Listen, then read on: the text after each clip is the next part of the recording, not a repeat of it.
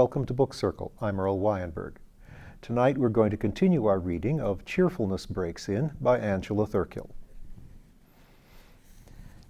Mrs. Gissing, who was just about to go as no one paid any attention to her, saw two officers come into the gymnasium and postponed her departure, not knowing that they were nothing more romantic than Philip Winter and Captain Fairweather, who had basically gone for a long walk instead of helping with the treat, and were now making a belated appearance, hoping to acquire merit.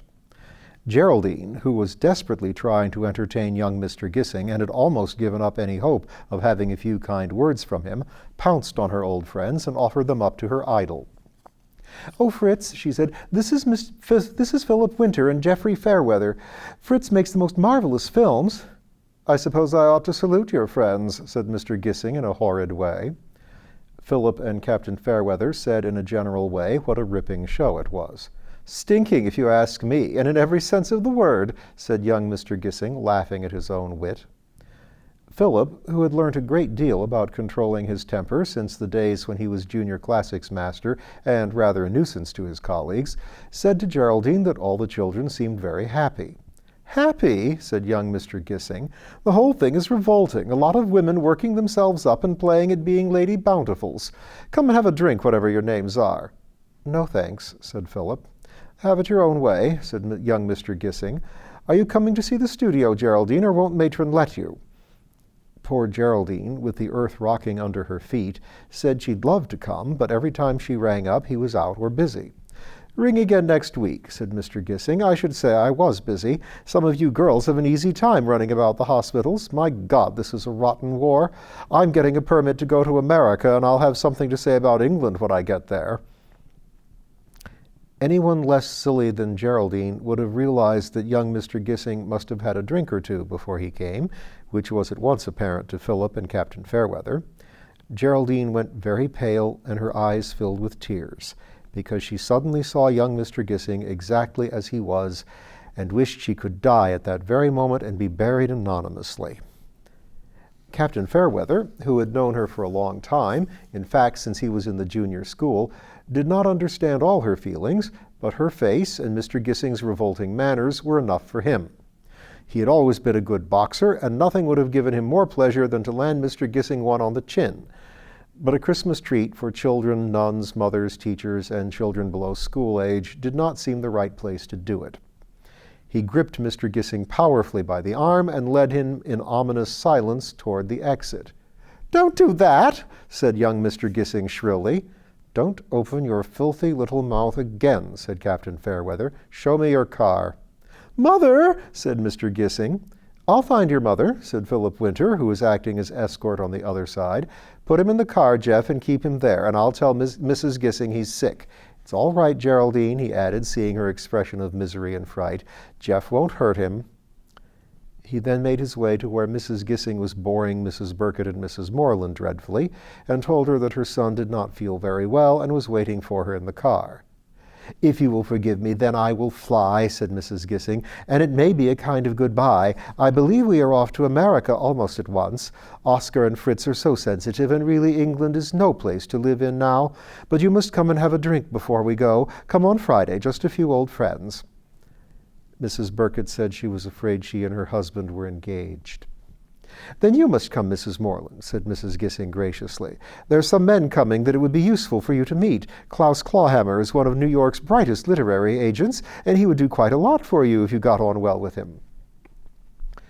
Mrs. Moreland had no pride at all, but she had a violent prejudice against agents, whom she had once described as being paid to make bad blood between authors and publishers, a point of view that had enchanted her own publisher, Adrian Coates. Also, she disliked Mrs. Gissing very much, and had indeed already cast her in her mind as the she-villain for one of her short stories that people liked so much.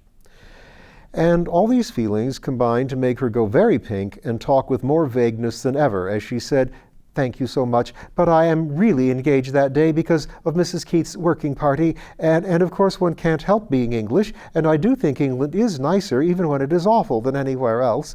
And as a matter of fact, I deal directly with my American publisher, who seems very nice, so thank you so much, but I must say no thank you." She then pushed some hairpins madly into her head and retired again to the washing up. Mrs. Gissing, quite unabashed, gathered up her furs and her pearls and floated languidly after Philip to the exit.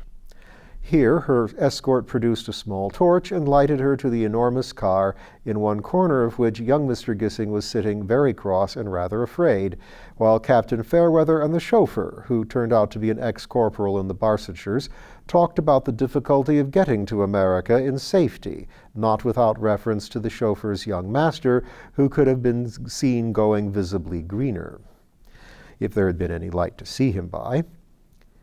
"Is it one of your heads again, my poor lamb?" said Mrs. Gissing, going to the corner in which her son was huddled. "How nice of you boys to look after him. Come along and have a drink, and then I'll run you home. There's always enough petrol for little me."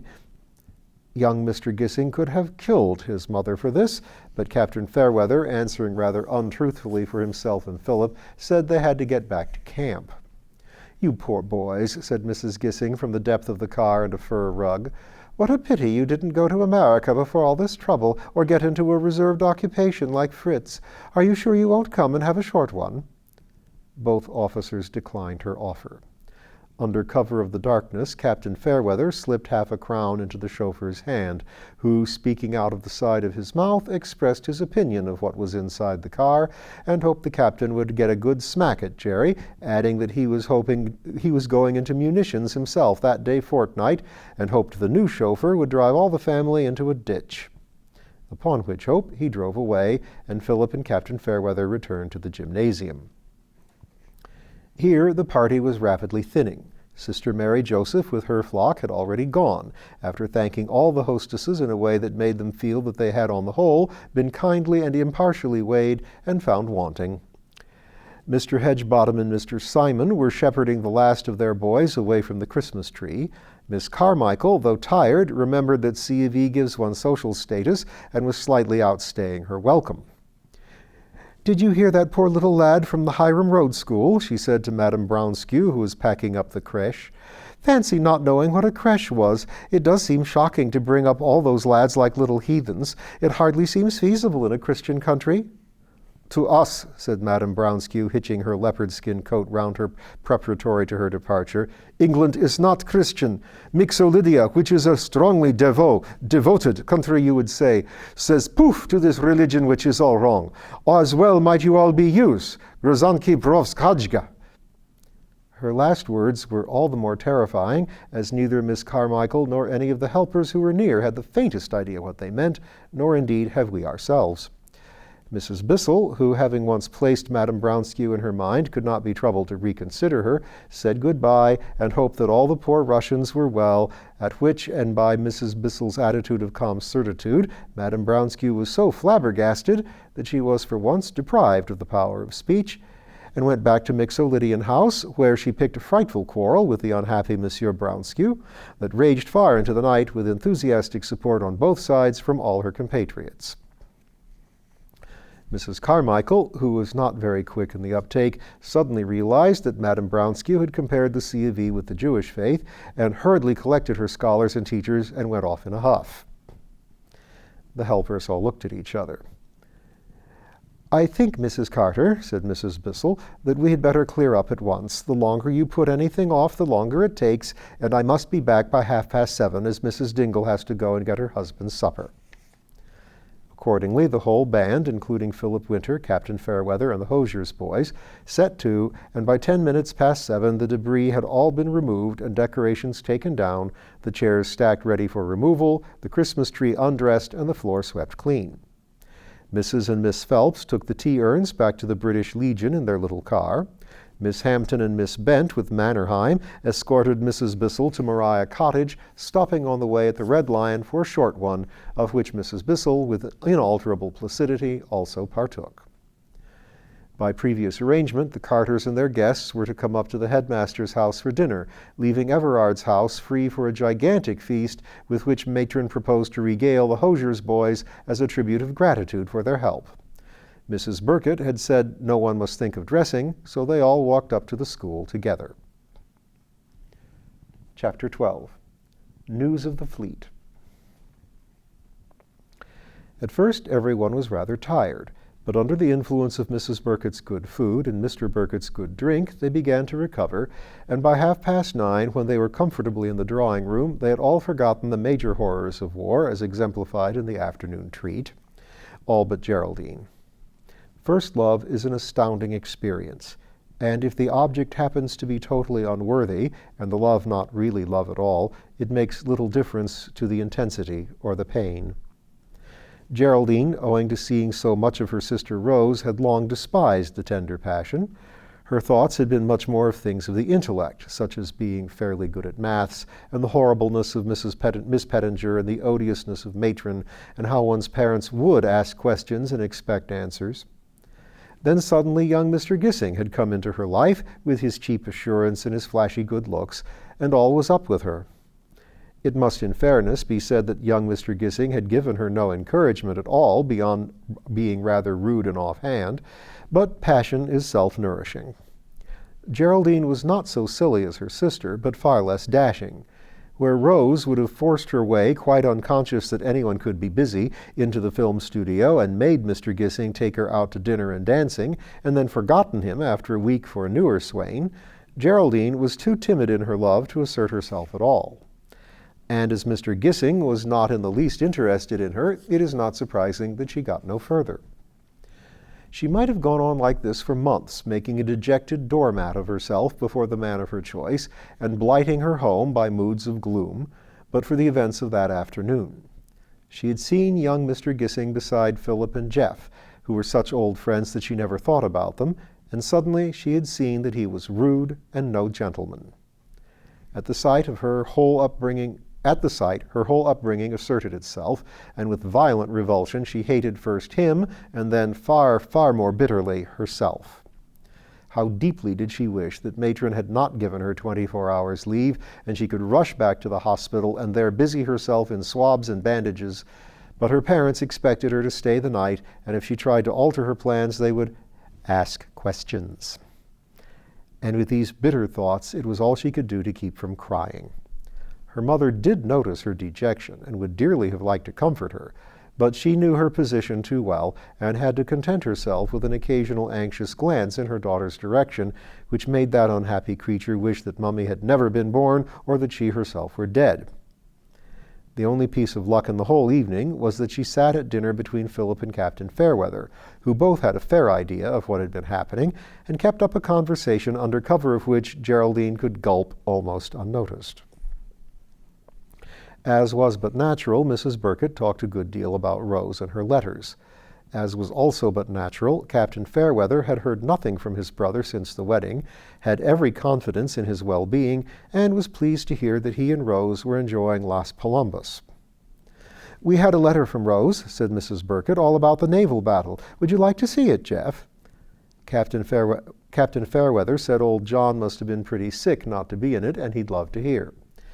Mr. Burkett looked as if he did not particularly want to hear it, but said nothing. Mrs. Burkett went to her writing table and brought back a letter in Rose's well-known dashing handwriting, 25 words of which filled the largest sheet of paper.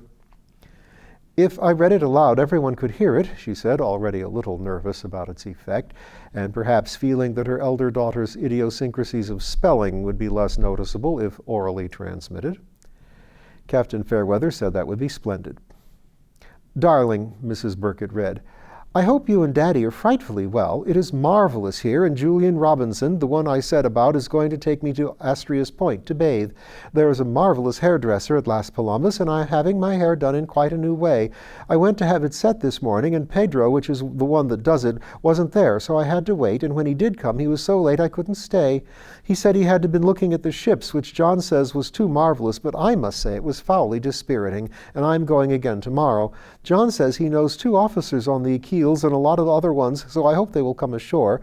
There is a lovely dancing at a club called Mickey Mouse, which seems to be the same word here. Give my love to Geraldine and Philip and Jeff and everyone else except the Pettinger. With heaps of love, Rose." We must say, in justice to Mrs. Burkett, that although she thought her daughter's letter slightly foolish when she read it to herself, she had quite underestimated its effect when read aloud, and only her great courage bore her up to the end. "It isn't very much," she said nervously, and no one had ever heard her speak nervously before. "But it does seem so interesting to know that Rose was at Las Palombas when that marvelous battle was going on and really might have seen it." Her brief apology had given her guests time to recover themselves, and they were all loud in their gratitude for this stirring account of one of England's most heroic sea fights. Captain Fairweather said John must have been absolutely sick not to be in it, and if it weren't for the Barsetshires, he wished he'd gone into the Navy himself. Kate said it was dreadful to think of the mothers and families of the men that had been killed, because even if the people were one's enemies, it was dreadful to think how unhappy they must be, and she knew exactly what she would feel like if it was Bobby. Everard blanched visibly at this vision of his son, aged 15 months, gloriously killed in action. Captain Fairweather said, "By Jove, yes, Bobby," and fell respectfully silent, so that Mrs. Moreland, who had been rapidly visualizing her explorer son transported by magic from 1,000 miles in the interior of South America to the scene of a naval battle and there dying a hero's death, her naval son, who was on the China station, circling half the globe in a few days, only to perish amid shot and flame, her third son, having unknown to her become a Secret Service agent and arrived at Las Palombas in time to foil an enemy plot at the expense of his life, not to speak of Tony, now well known to be with friends in Gloucestershire for a part of the Christmas vacation, having got into the transatlantic air service and so to Las Palombas, and a heroic if unspecified end, surprised herself and made everyone else very uncomfortable by beginning to blow her nose violently. "I'm so sorry," she said weakly as her eyes dimmed with tears and she groped on the floor for a hairpin. "But it's all the glory and the misery mixed up together and on top of the treat. I think I'd better go to bed." At that moment, Simnett came in to say that Miss Geraldine was to report to the hospital as soon as possible because a number of German measles had come in. The message, he added, had just come on the phone. He then waited to ride the whirlwind if necessary, but Mr. Burkett said thanks, Simnett, so he had to retire, balked. "Oh, Mummy, there isn't a train tonight," said Geraldine. "Could I have the car?" "You'll have to ask Daddy," said Mrs. Burkett. "I know we're rather low on petrol till the end of the month. I wish Matron had let you know sooner and you could have got the 9:43. "You could have the car," said Mr. Burkett doubtfully, "but there'll have to be someone to bring it back. I might send down to Mason." "No, he's away till Monday." "I'll run Geraldine over, sir," said Captain Fairweather. "I've got all the petrol in the army. I'll have her at the door in a moment. Geraldine, you get your whatnots together. Coming too, Philip?" Philip said he would, and in a few minutes the three went off. Everard and Kate left almost at once, as the thought of a naval battle fought thousands of miles away and nearly a fortnight ago had filled them both with vague fears, which neither of them would have acknowledged to the other, as to the safety of Bobby, now asleep like a rose-petal jelly in his warm cot.